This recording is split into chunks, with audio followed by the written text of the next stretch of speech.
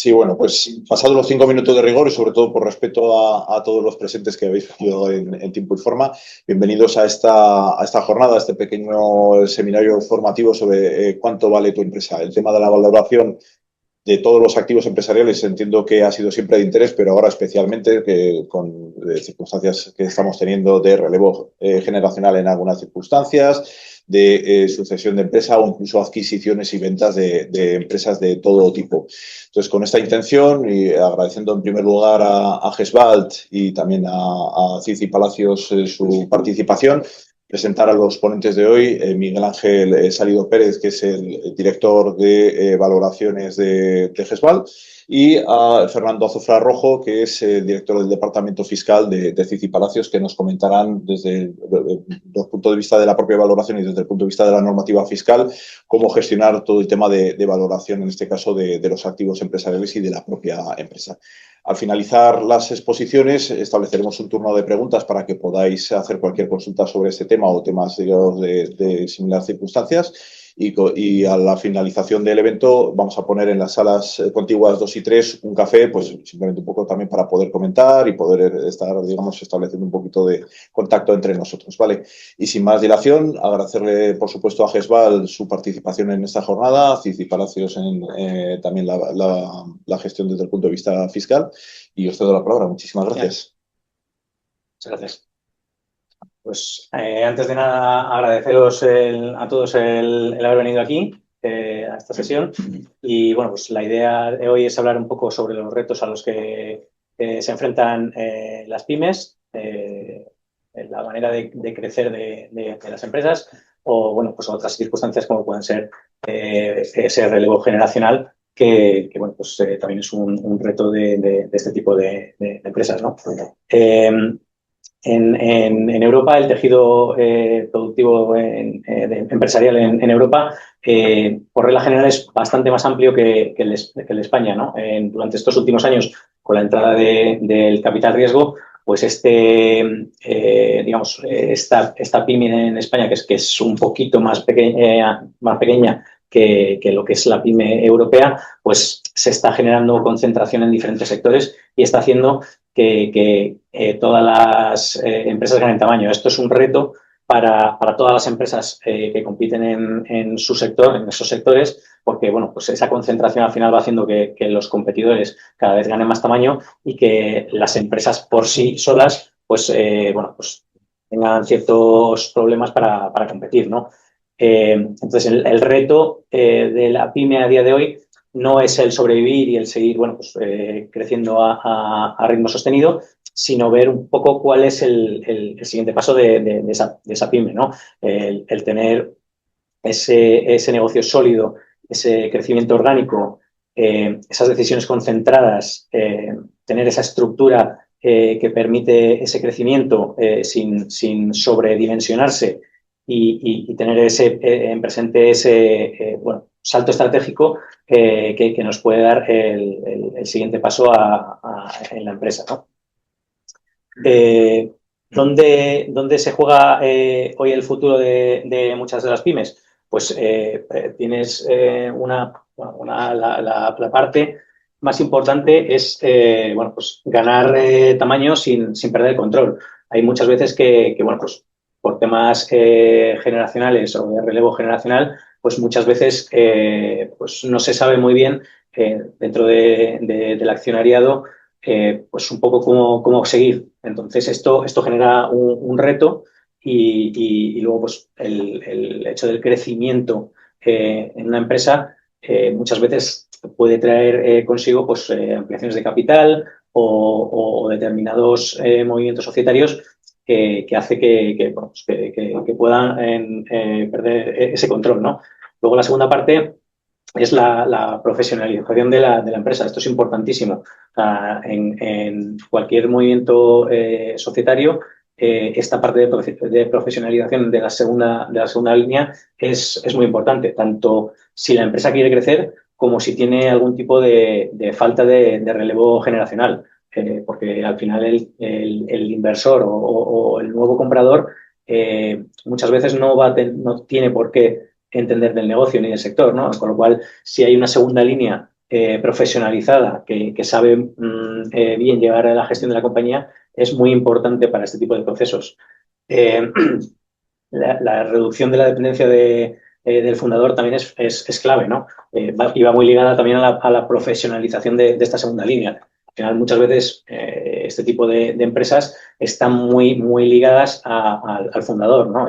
Son empresas muy personalistas y eso dificulta bastante pues, la entrada de determinados socios que también quieren o pueden querer tener un cierto acción en la operativa diaria y luego si hay un problema de relevo generacional y lo que se trata es de vender la empresa, esto dificulta muchísimo, ¿no? Esa dependencia al socio fundador. Luego el ver cómo se financia la expansión es un tema clave, ¿no? Aquí muchas veces pues que la empresa por determinadas circunstancias o necesita incrementar su activo o sus líneas de producción o bien porque quiere crecer en otro nicho en el que no está o bien porque se quiere expandir, pues ese crecimiento tiene que venir acompañado también de esa financiación, que puede ser bancaria o que puede ser en forma de equity con la entrada de un socio inversor. Luego, a la hora de tomar las decisiones estratégicas con la mejor información, esta también es una clave dentro de la empresa. O sea, cómo esa parte de reporting, de control financiero, cómo se lleva a cabo en la empresa. Muchas veces, pues, en este tipo de empresas familiares, pues, la contabilidad, el control analítico, pues se lleva de aquella manera, ¿no? Al final hay muchas veces que pues, los gerentes pues, saben perfectamente los drivers del negocio, pero el tener esa contabilidad analítica, esa parte financiera bien atada y bien controlada, genera mucha confianza en este tipo de procesos, ¿no? Y luego, bueno, pues al final el hecho de competir con actores más grandes o con una mayor capitalización también exige pues, que la empresa compita o trate de competir en igualdad de condiciones y eso al final pues vuelve también al tema de cómo financiar esa expansión o ese crecimiento, ¿no? Con respecto al plan de negocio, o sea, al final nosotros somos muy partidarios de trabajar previamente, ¿no? Estas operaciones con tiempo, con calma y con una serie de pasos, ¿no? Y el primer paso a la hora de preparar esa empresa para el siguiente nivel es la realización del plan de negocio. Al final, el plan de negocio es una herramienta de dirección para priorizar recursos, la estructura y la financiación. O sea, al final, este es un ejercicio que permite interiorizar a la dirección un poco cuáles son las palancas clave del crecimiento. A ver, lógicamente, los empresarios saben perfectamente cuáles son las palancas de crecimiento de la empresa, pero muchas veces el día a día al final te come y no te da tiempo, o sea, al final es esto como los árboles no te permiten ver el bosque, ¿no? Entonces, muchas veces estás muy centrado en la operativa diaria y no te paras a pensar determinadas cosas que al final este ejercicio te permite hacer, que es, pues oye, al final vamos a ver un poco qué opciones tenemos a la hora bueno, pues de integrarse, de invertir, etcétera, etcétera. Permite analizar los diferentes escenarios que pueden estar acaeciendo en el sector o en diferentes líneas de negocio de la compañía. Nos permite ver esas proyecciones de la compañía y se traduce en una visión ejecutable para el empresario. Al final, el plan de negocio tiene que servir como guía para los presupuestos de los siguientes años. Esa es la idea, ¿no? Que no sea solo un ejercicio teórico, sino que sirva luego a la hora de gestionar. Aquí al final, bueno, pues nosotros tenemos, por poner un ejemplo, una de las últimas operaciones que estamos llevando es una empresa pues, que tiene 3 líneas de negocio que se dedican a todo lo que es el recubrimiento de los paquetes en slips, los slips que se ponen en botellas, en packs, demás. Y entonces, pues tiene esa línea de negocio que es muy rentable, tenía otra que es todo lo que es la parte de los TPVs, de los datáfonos, el papel que se genera, luego también hacen temas para ONCE y demás, y luego tienen una tercera línea de negocio que es para los supermercados, las barraquillas de los supermercados, en la parte digital. Entonces, bueno, ellos sabían perfectamente que había una línea de negocio que era mucho más rentable que la otra, pero no tenían interiorizado bien un poco la estructura de la empresa. Entonces, ¿qué ha sucedido? Pues que ha venido alguien a comprarles, pero solo quieren la parte de slips. Entonces, ahora tienen un problema un poco de cómo gestionar esa parte primero, de separar las líneas de negocio, ver si realmente tiene sentido que solo compren o solo entren a participar en esa línea de negocio y no en todas. Entonces, esta parte de previa, de análisis un poco de tu empresa, de cuáles son las líneas de negocio y cuál es tu estructura y tu forma de crecer a largo plazo, es interesante para cuando pueda llegar este tipo de oportunidades o actores a trabajar contigo determinada operación, tener claro un poco cuál va a ser tu planteamiento, ¿no? La valoración, que sería el siguiente paso. Después del plan de negocio, normalmente lo siguiente que se suele hacer dentro de ese mismo proceso es la valoración de la compañía. Al final, esa valoración permite conocer un poco, primero, cuáles son las reglas del juego, tanto si hay un problema a nivel accionarial actual y hay socios que se quieren salir o quieren, bueno, pues no hay un relevo generacional y se quiere vender, cómo prepararse para el crecimiento futuro y la entrada de un inversor. Entonces, esto al final lo que hace es, primero, saber un poco cuáles son los drivers que aumentan o disminuyen el valor de la empresa y luego tener también cuáles son las maneras de hacer esa valoración reconocidas para que el empresario pueda jugar y pueda preparar ese proceso, ¿no? Al final, ¿cuáles son las preguntas de fondo? Pues la valoración normalmente se hace por descuento de flujo de caja, que es pues la capacidad que tiene la empresa de generar tesorería, ¿no? Entonces, la pregunta es ¿cuánta caja es capaz de generar mi negocio?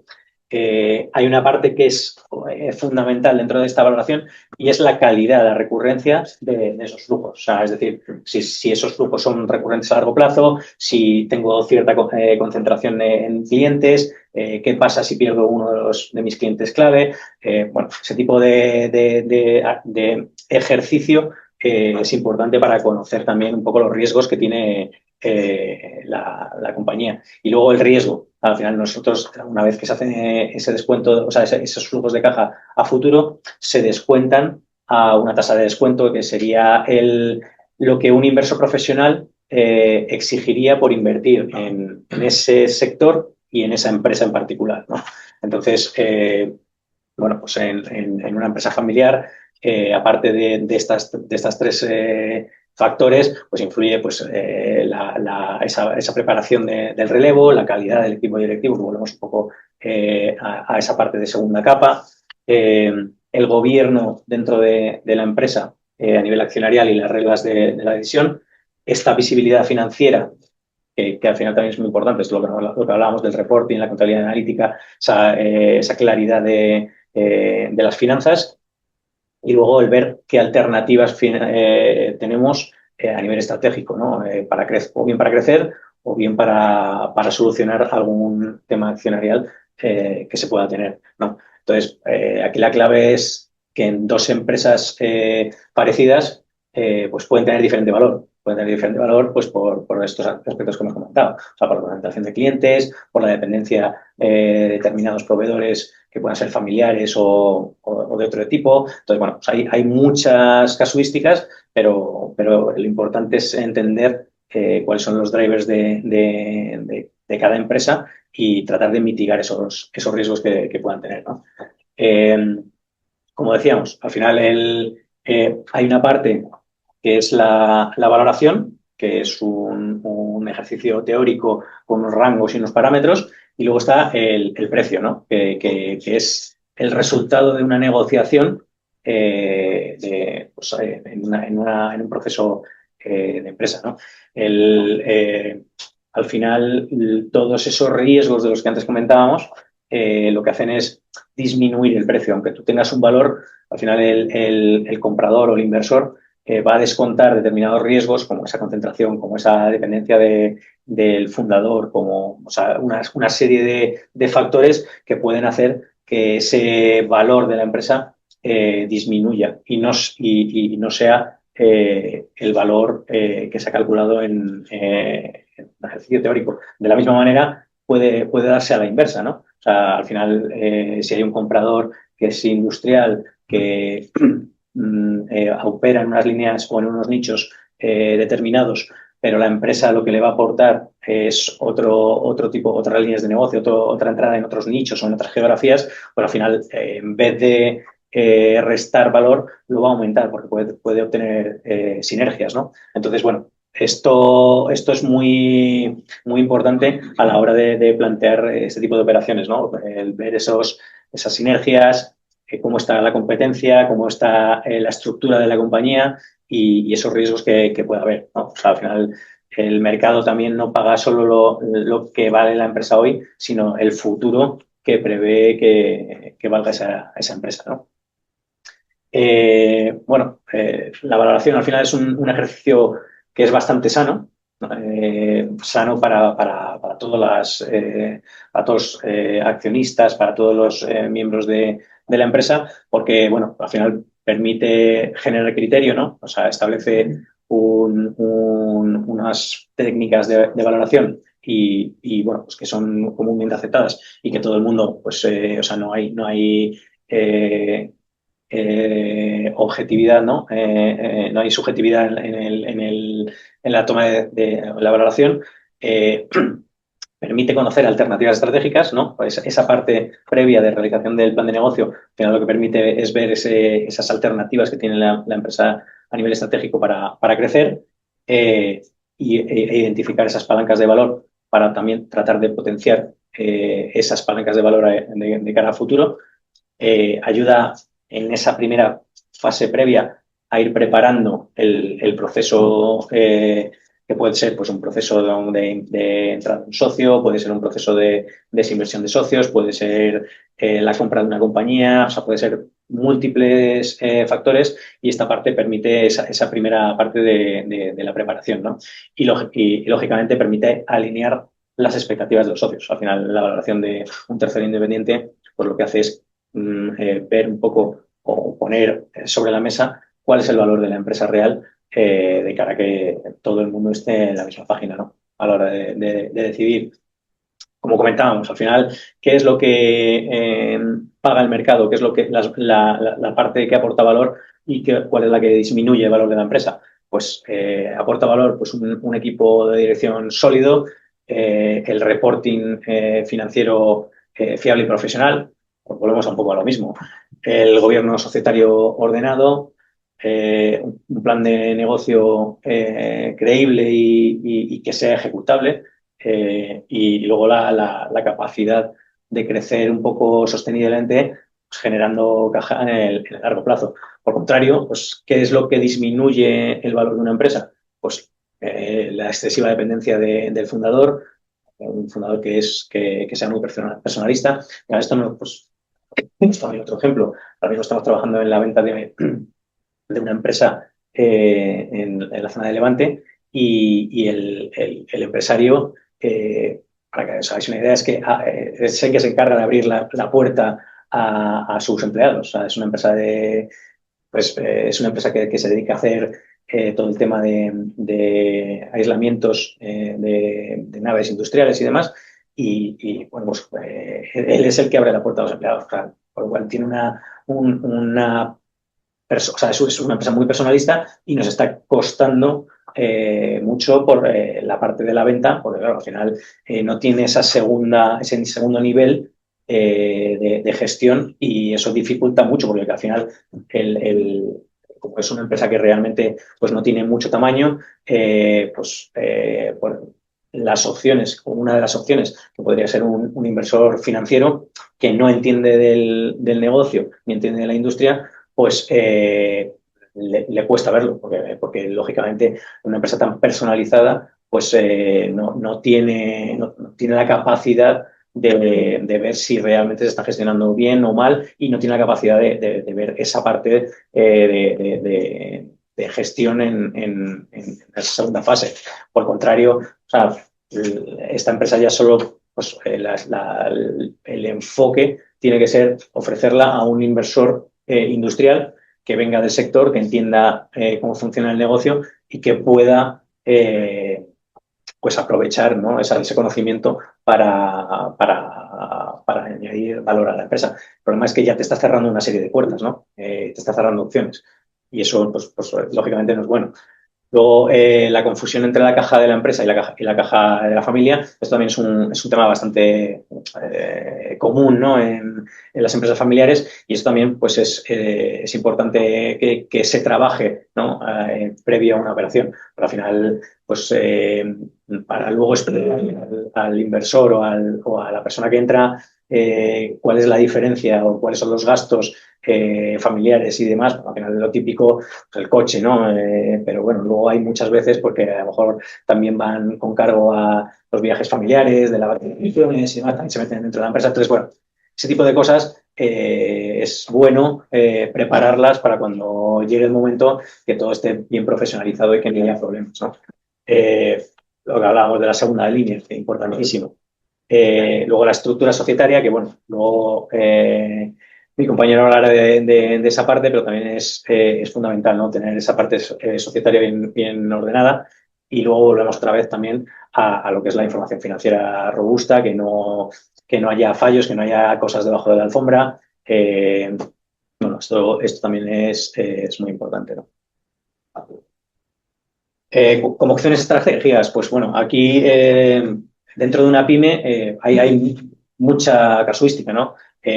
Para una empresa que quiere crecer, no es lo mismo que para una empresa que no tiene descendencia, ¿no? Al final, una empresa que no tiene descendencia, al final el objetivo es o bien sacar dentro de, o sea, o bien venderse, o bien, pues si hay una familia, una dificultad de relevo generacional, porque pues hay ya segunda generación o tercera generación, pues no es lo mismo, ¿no? Porque hay accionistas que se quieren salir, otros que quieren entrar, pero en la parte un poco de crecimiento, al final las opciones estratégicas pues son para crecer, pues para salir o para entrar en un nicho de negocio en el que nos está, pues el planteamiento puede ser comprar una empresa, ¿no? Otro planteamiento pues, es esa fusión entre diferentes empresas o grupos para ganar tamaño, ganar competitividad. Esto bueno, pues está dando mucho pues como os decía, en Europa ya se ha generado esa concentración en muchos sectores. En España no es así. Es verdad que aún seguimos teniendo sectores muy atomizados, pero cada vez más se empieza a producir esta concentración, ¿no? Y luego la tercera, pues que puede ser incluso compatible con la de comprar una empresa, es el dar entrada a un socio inversor, pues para que directamente te aporte recursos para hacer esa expansión, o bien que además de los recursos, pues te pueda aportar un know-how o determinadas, abrirte determinadas puertas para ese crecimiento, ¿no? Entonces, bueno, como mensaje al final, cualquier operación de este tipo, lo importante es tener y prepararla durante un tiempo, o sea, no precipitarse e ir preparando los pasos para tomar esta decisión, ¿no? Entonces, ¿cuándo tiene sentido comprar, fusionarse o abrir el capital?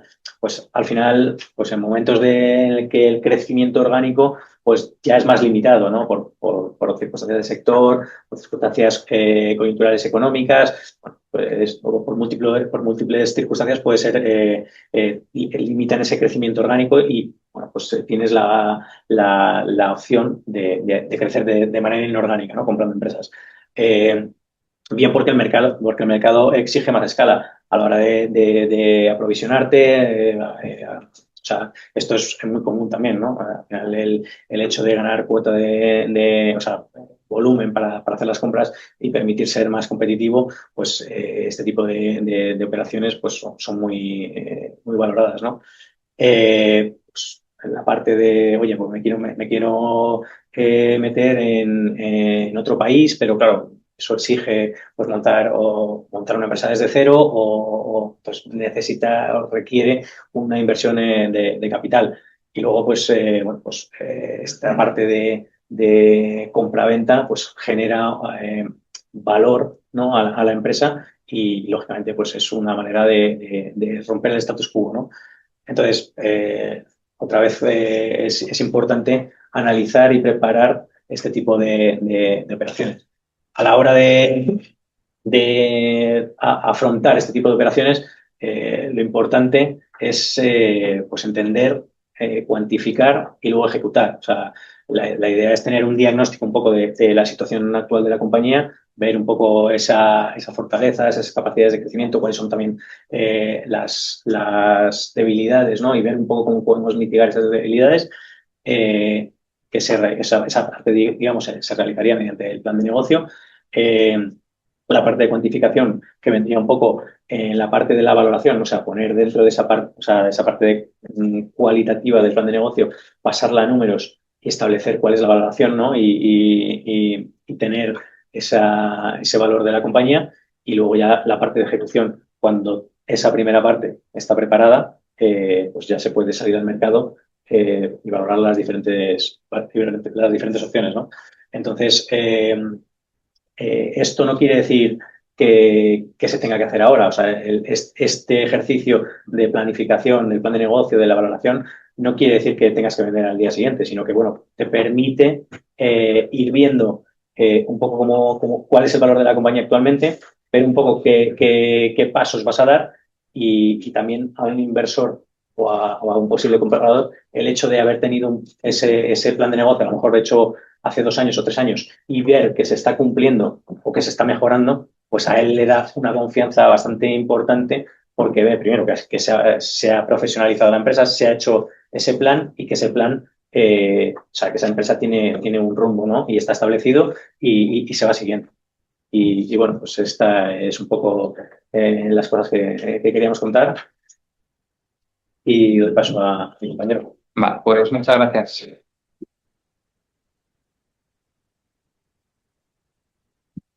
Buenos días. Como ha comentado Pedro, soy Fernando Azofra, miembro del Departamento del Área Fiscal e Inmobiliaria del despacho de Cid y Palacios Abogados.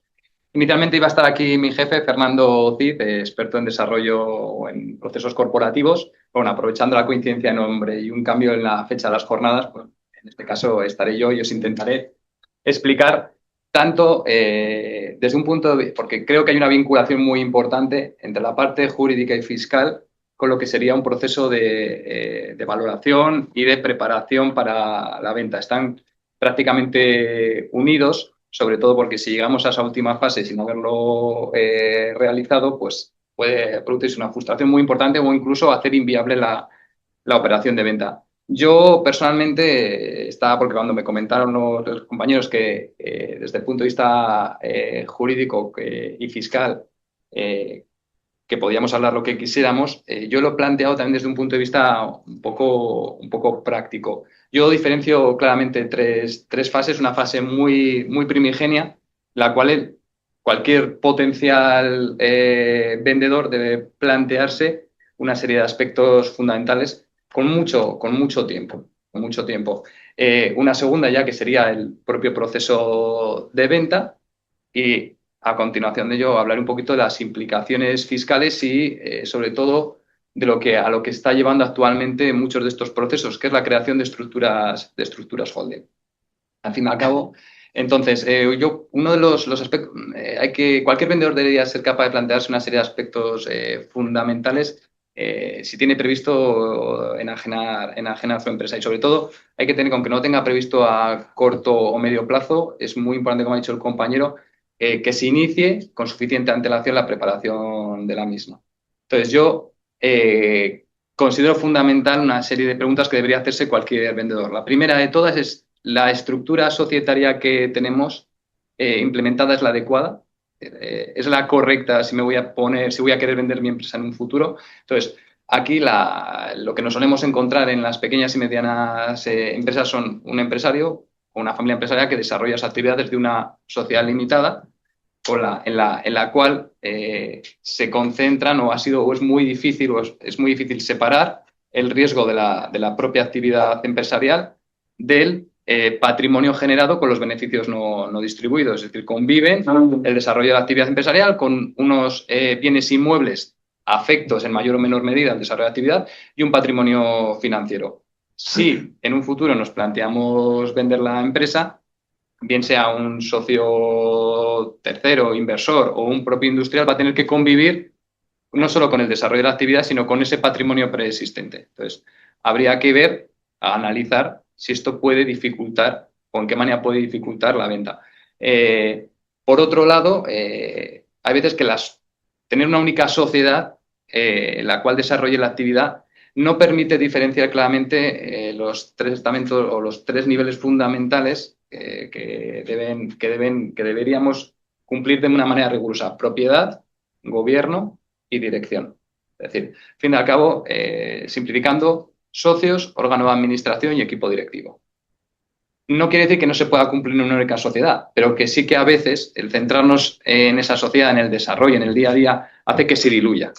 Entonces, esto nos limita de cara no solamente a la sucesión de la empresa familiar, sino en la transmisión. Entonces, por eso ese interiorizar, si tengo esa estructura societaria adecuada, para nosotros es uno de los aspectos fundamentales.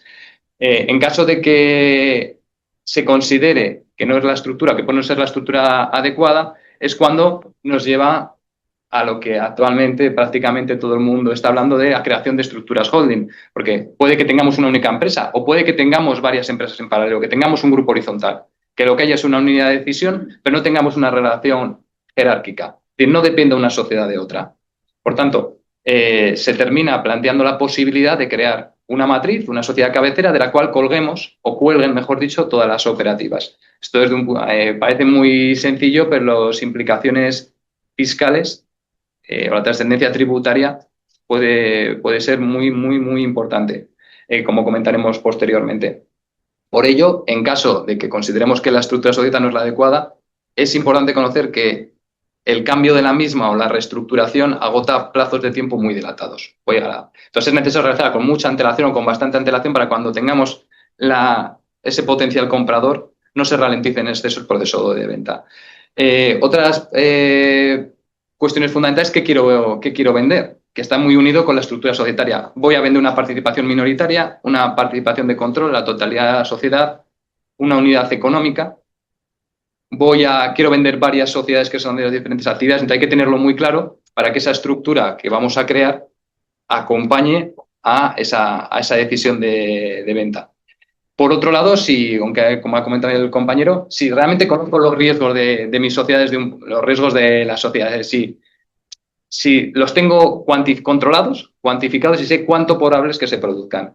Entonces, ahí sí que consideramos importante una especie de auditoría previa que nos pueda ayudar a conocerlos. Y por último, a veces pasa desapercibido las limitaciones. Si tengo limitaciones de terceros a la transmisión de la participación social.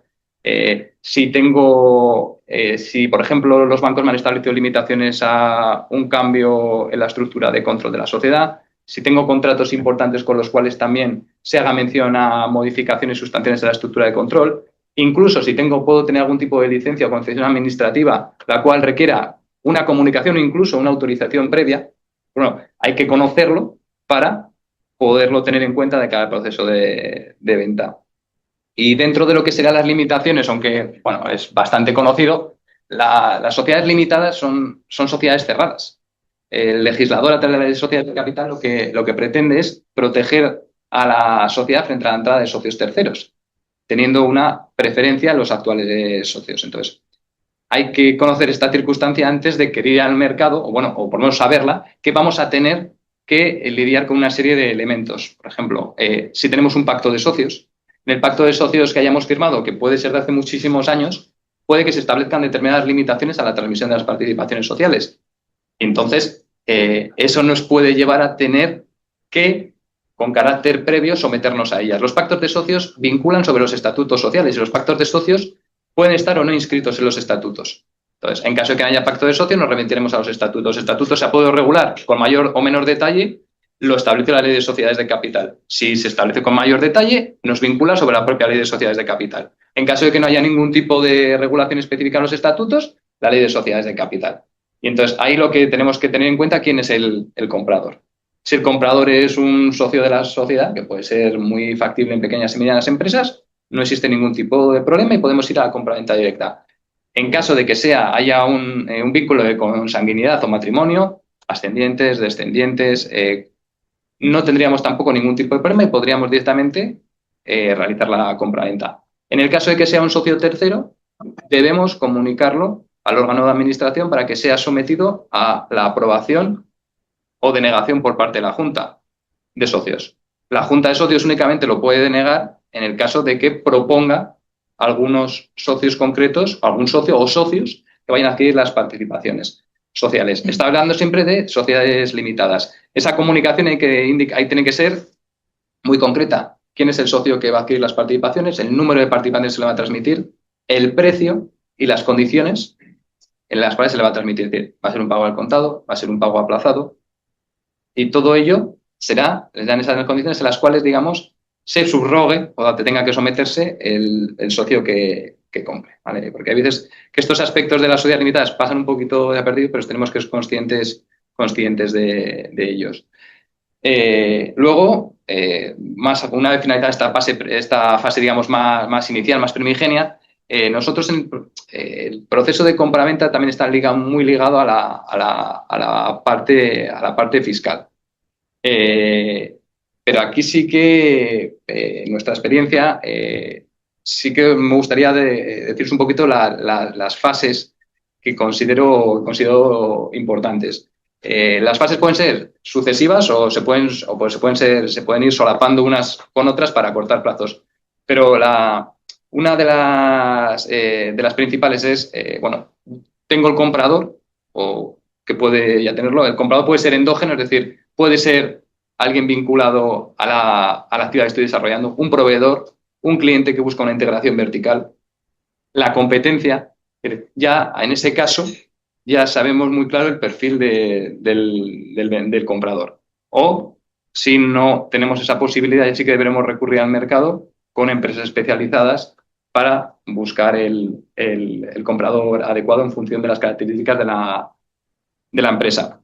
Bueno, esto parece sencillo, pero a veces cuando se pone en relación con la empresa genera determinadas inseguridades. Claro, cuando vamos a un cliente, se quiere buscar un vendedor, mejor dicho, un comprador, hay que facilitarle mucha información, más de la que creemos, incluso para una fase preliminar. Entonces, yo, en este caso, el facilitar esa información requiere un acuerdo de confidencialidad. Al fin y al cabo, vamos a poner en manos posiblemente de la competencia de información muy relevante de nuestra empresa. Entonces, en ese acuerdo de confidencialidad se debe de regular el alcance del mismo, qué va a pasar con esa información en el caso de que no se llegue a materializar la compraventa, un posible régimen sancionador. Al fin y al cabo, si no existe un régimen sancionador, todos estamos tendentes a que incumplir no nos va a llevar ningún tipo de problemática. Y luego, ¿qué personas van a poder tener acceso a esa información?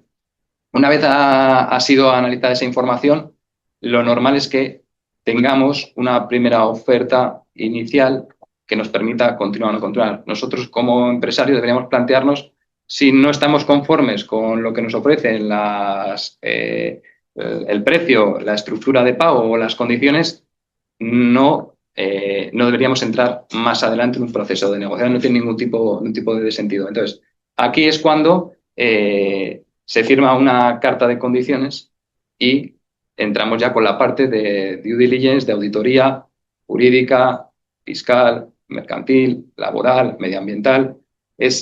Abarca todas las áreas de la empresa. Pues esa parte va a exigir una exclusión, va a pedir una exclusividad por la parte compradora, la cual, evidentemente, porque va a requerirle mucho o de manera intensa, que de manera interna ellos realicen un análisis exhaustivo y la contratación de profesionales para realizar esa auditoría.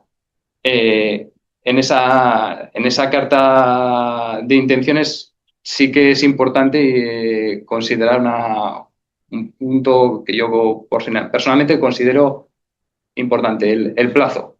El plazo en el cual se va a llevar a cabo estas valoraciones. Estos procesos son bastante disruptivos. Al fin y al cabo vamos a implicar a personal directivo de nuestras sociedades, personal financiero, que va a afectar a su día a día. Si marcamos un plazo corto de tiempo para realizar esta due diligence jurídica, legal y tributaria, puede que vayamos ahogados. Si lo marcamos demasiado largo, puede afectar al día a día de la empresa. Y una cosa muy importante que se me olvida en el acuerdo de confidencialidad es también marcar claramente que no puede trascender al exterior. Es decir, que se esté negociando la posibilidad de venta de una empresa puede afectar a la sociedad, tanto a la que vende como a la que compra.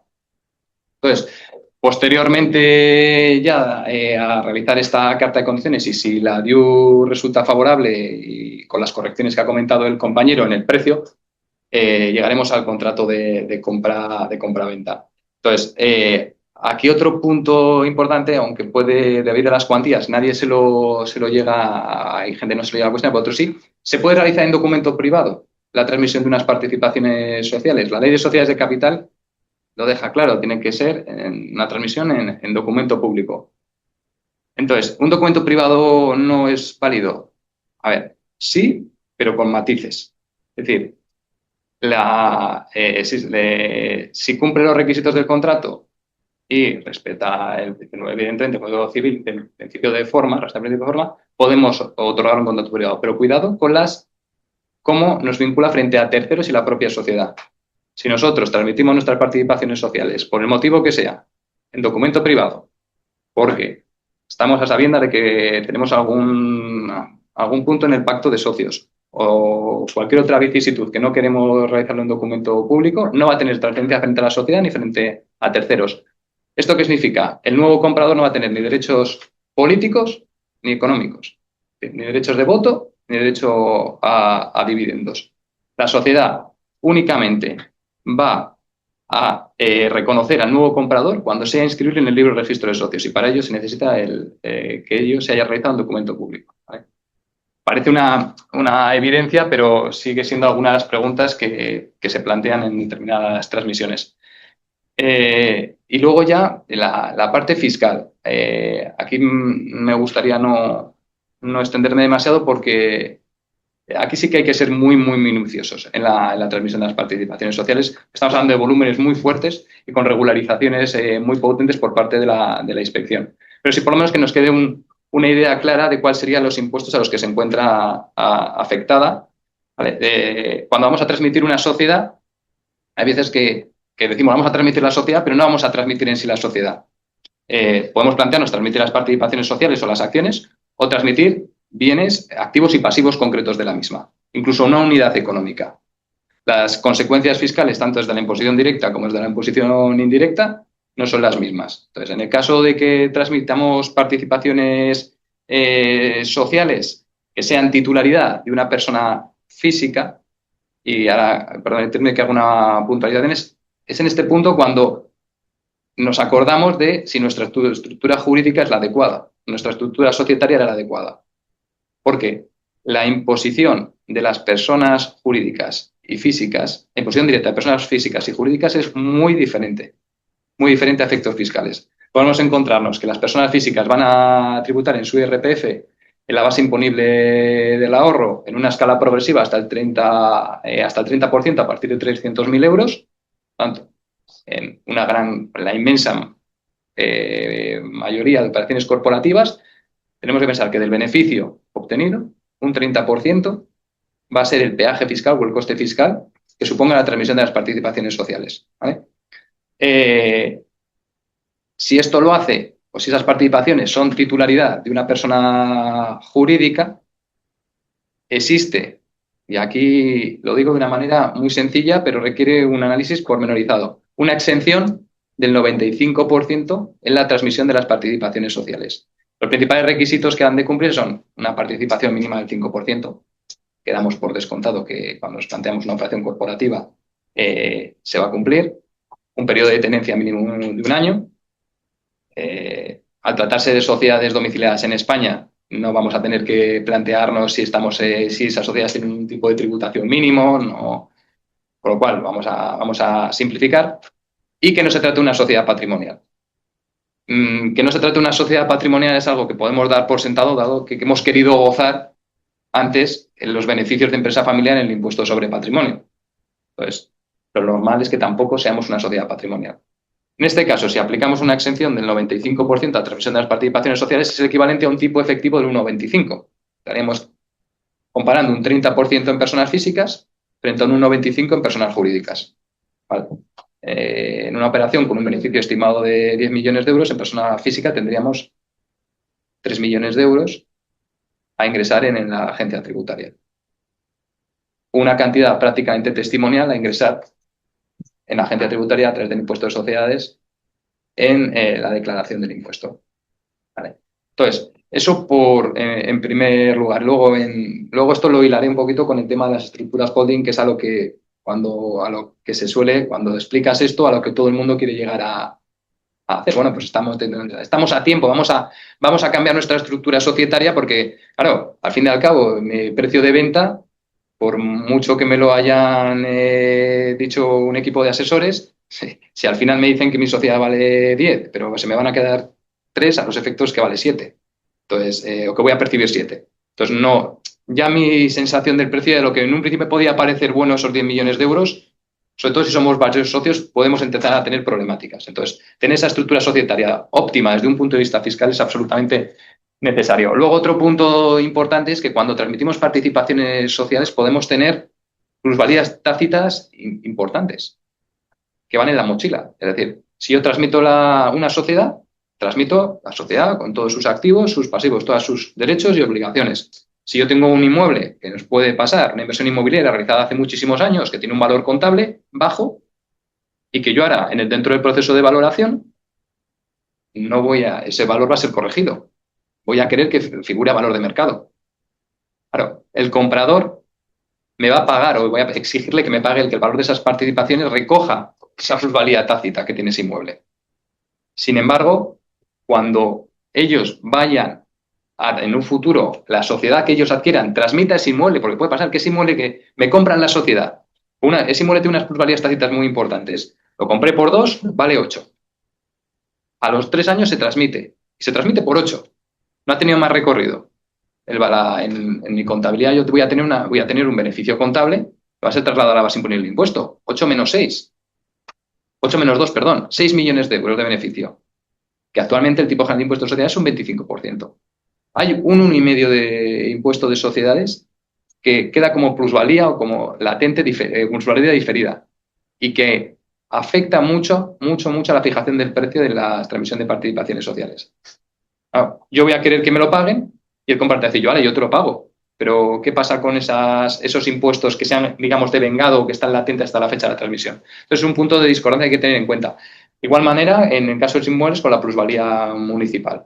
Desde el punto de vista de la imposición indirecta, son operaciones por lo general bastante limpias, exentas de IVA, exentas del impuesto de transmisiones patrimoniales, así lo dice el artículo que recuerda que es el 314 de la Ley de Mercado de Valores, salvo en los casos en los que se pretenda la transmisión de inmuebles a través de sociedades, con el fin de eludir el pago del impuesto. Si existe ese ánimo ilusorio, aquí sí hay una serie de cautelas por parte del legislador. Entonces, en el caso de que tengamos sociedades en las cuales hay inmuebles que no están afectos al desarrollo de una actividad económica y que no haya, sí que esa sociedad, pues bueno, pueda ser sospechosa de que lo que estamos haciendo es, realmente estamos transmitiendo el activo, interponiendo una sociedad, cuidado, ¿vale? Porque hay una serie de presunciones por parte de la agencia tributaria, bueno, mejor dicho, del legislador, en el cual establece que si ese inmueble no está afecto y yo tomo una posición de control, esa transmisión dejará de estar considerada una transmisión de participaciones o de acciones, sino una transmisión de inmuebles y sujeta a IVA o a transmisiones patrimoniales en función de tanto de las características del transmitente como del adquirente. Vale. Y por otro lado sí que me gustaría comentar que se me ha olvidado antes en el tema de la imposición de personas físicas, que a lo mejor os ha tocado, sabéis que existe una valoración objetiva por parte de la agencia tributaria en el caso de transmisión de participaciones sociales. Entonces, la agencia tributaria entiende que como valor mínimo será el mayor de 3 o el del patrimonio neto, que es el valor teórico, el valor nominal, que en la inmensa mayoría de los casos estaremos hablando de poco menos que el capital social de la escritura de constitución o alguna impresión de capital, o el resultado de capitalizar los resultados medios de los 3 últimos ejercicios al 20%. Coloquialmente significa multiplicar por 5. ¿Vale? Es decir, si yo tengo una sociedad que tiene un beneficio de $500.000 de euros, será el equivalente a multiplicar por 5. Entonces, independientemente, ese admite prueba en contrario y podremos justificarlo frente a la agencia tributaria. Pero aquí sí que es muy importante el tema de la valoración. La valoración no sirve tanto a efectos de vender y de lograr un comprador como a efectos tributarios. Y hay que tenerlo en cuenta. Lo que por un lado nos puede beneficiar, por otro nos puede perjudicar, ¿vale? Porque eso por ir concluyendo, un matiz, una referencia muy rápida a las sociedades holding. Es un aspecto bastante complejo incluso para mí, ¿vale? Es decir, hay que analizar caso por caso y siendo muy minuciosos. Es un nicho de regularización de la agencia tributaria inmenso. Muchísimas sociedades familiares, grupos familiares, con carácter casi simultáneo a la venta. Cuando hablo simultáneo, estamos hablando de operaciones que pueden llevar años hasta que se formaliza una transmisión, han decidido aportar sus participaciones sociales a una holding, ¿vale? Una holding es una sociedad de cabecera, en la cual cuelgan las operativas, o una matriz de la que cuelgan las filiales, lo denominamos como queremos. Entonces, lo que hay que evitar siempre es que esa sociedad holding tenga la naturaleza de sociedad patrimonial, es decir, que se considere una mera sociedad de tenencia, ¿vale? O que no desarrolle, bueno, una sociedad patrimonial por esencia no desarrolla ninguna actividad económica, se considera una mera sociedad de tenencia. Vale. Por tanto, si lo vemos así, cualquier sociedad holding podríamos, pues es patrimonial, al fin y al cabo es un contenedor de las participadas. Pero la ley establece una salvedad, ¿vale? No se considerarán a estos efectos aquellas participaciones sociales de las cuales se tenga una participación mínima del 5% y, muy importante, se disponga en la sociedad de cabecera de los medios humanos y personales necesarios para dirigir y gestionar, ¿vale? Es decir, para decidir y ejecutar. Es decir, no vale tener una sociedad holding a efectos nominales, ¿vale? Tenemos que dotarla de personal, cual muchas veces es complejo, sobre todo en estructuras pequeñas, y sobre todo tenemos que ser capaces de poder justificar de manera formal ante la agencia tributaria que dirigimos, que gestionamos de la participación. No quiere decir el día a día, pero bueno, para eso hay juntas de socios, hay muchos mecanismos por los cuales podernos involucrar en la gestión de la sociedad. Entonces, ¿cuál es el problema? Si yo tengo una estructura que la creo de inicio, no hay ningún problema. Alguien me dice, ¿ahora qué? Pues digo, crea una sociedad cabecera y crea una segunda sociedad que sea la operativa. Y en vez de ser tu titular directo de las participaciones sociales como persona física, que lo sea la sociedad y tú a su vez eres titular de las participaciones sociales de la sociedad. Si en un futuro, todo esto siempre, por favor, siempre siendo muy conscientes de que todo esto hay que ponerlo en relación con los beneficios de empresa familiar y la exención del impuesto de patrimonio, a los cuales se remite luego para sucesiones y donaciones. Y no podemos descosernos luego en algo tan importante como la tributación en el relevo generacional. Pero bueno, bien atado todo, se puede llegar a conseguir. Vale. Cuando vendamos esas participaciones sociales, aplicaremos la exención del 95% del impuesto de sociedades, un tipo efectivo del 1,25%. Prácticamente todo queda todo queda neto. Si no lo tenemos ya creado de inicio, es cuando empezamos las reestructuraciones empresariales. La operación de canje de valores. Se crea una sociedad o se aprovecha una existente a la cual se le aportan las participaciones sociales. El socio deja de ser titular directo de esas participaciones de la operativa y pasa a tener participaciones de la sociedad matriz, de la sociedad cabecera. Vale. Desde un punto de vista fiscal, lo que dice el legislador es que ningún tipo de reestructuración empresarial se puede ver privada de realizarse por el coste fiscal, para evitar poner en riesgo la supervivencia o el desarrollo continuado de la actividad empresarial. Pero, si no se hace por un motivo económico válido, no se puede aplicar el régimen especial. Lo cual, lo que está haciendo la inspección es directamente, es decir, se ha hecho exclusivamente por aprovechar esa exención en dividendos, esa exención en una hipotética transmisión, niego la aplicación del régimen especial, liquido en sede de persona física como ganancia de patrimonio en la transmisión de participaciones sociales y, como os podéis imaginar, si yo he valorado mi sociedad 2 millones de euros y tengo un valor neto y tengo un valor fiscal, un valor de adquisición de efectos fiscales de 3.000 euros, tengo una regularización de 997.000 euros en el impuesto sobre la renta de personas físicas.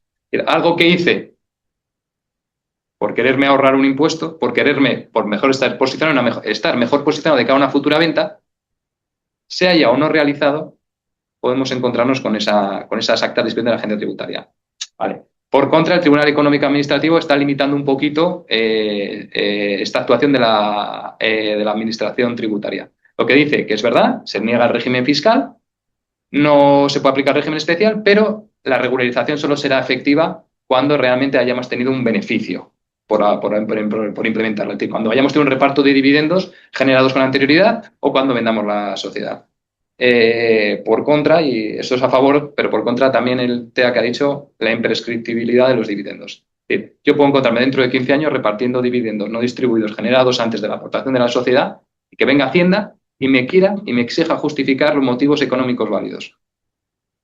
Y tenga 4 años para regularizarme. Veremos qué dice el Supremo, ¿vale? Y al respecto de esto. Entonces, poco más que decir respecto a Holly, respecto de transmitiros la necesaria cautela a la hora de plantearlas, desde el punto de vista fiscal.